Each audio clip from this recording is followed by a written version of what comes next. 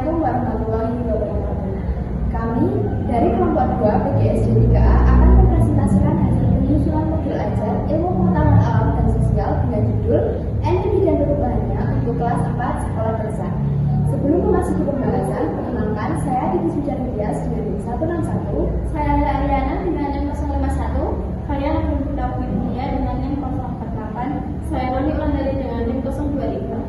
Saya juga Jika Sabrat dengan NIM 04. Saya Rani Brian dengan NIM 032.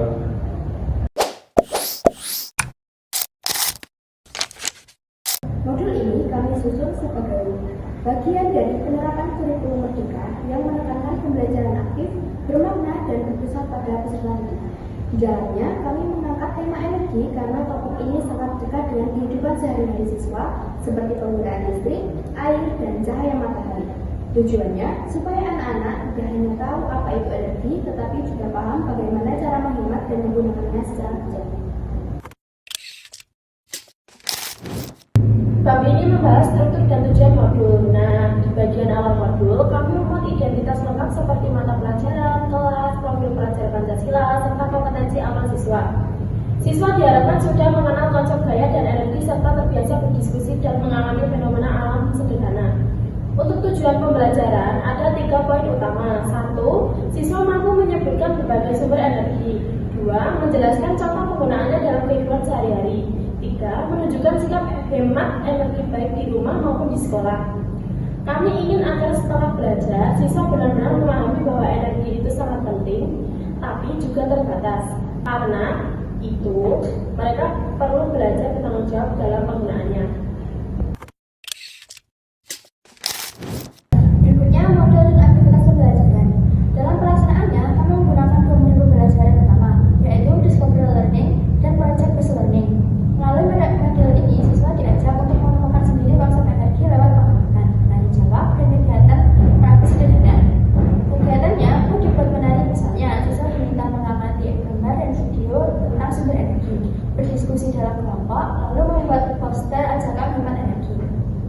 Dengan cara ini, siswa tidak hanya belajar teori, tapi juga mengembangkan kreativitas, kemampuan bekerja sama, dan berpikir kritis. Kami juga menyesuaikan kegiatan dengan profil pelajar Pancasila dan 4C, Communication, Collaborative, Official Thinking, dan Creativity, agar pembelajaran terasa hidup dan kontekstual. Selanjutnya yaitu penilaian dan refleksi. Untuk penilaian, kami menggunakan 3 aspek, yaitu kognitif, afektif, dan psikomotorik. Aspek kognitif menilai seberapa jauh pemahaman siswa tentang sumber energi.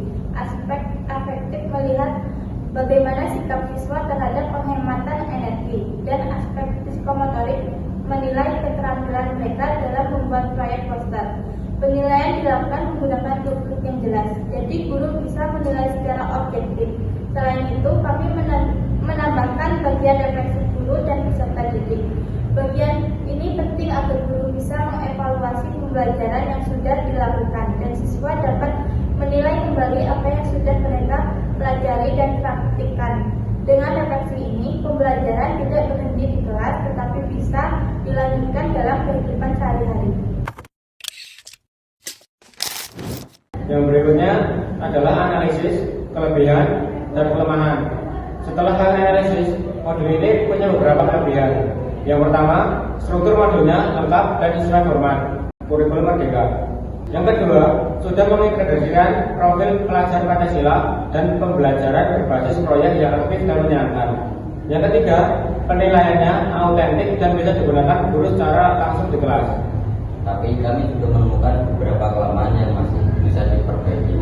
Misalnya, langkah-langkah kegiatan pada realitas masih bisa dibuat lebih detail. Media pembelajaran juga bisa lebih variatif, misalnya menambahkan alat peraga sederhana atau simulasi eksperimen kecil. Dan waktu pelaksanaan proyek perlu diperpanjang supaya siswa punya waktu dan berkreasi. Secara keseluruhan, kami berharap modul ini bisa membantu siswa memahami pentingnya energi dalam kehidupan, sekaligus menunjukkan sikap tanggung jawab terhadap lingkungan. Sekian presentasi dari kami. Terima kasih atas perhatian Bapak Ibu dan teman semuanya. Wassalamualaikum warahmatullahi wabarakatuh.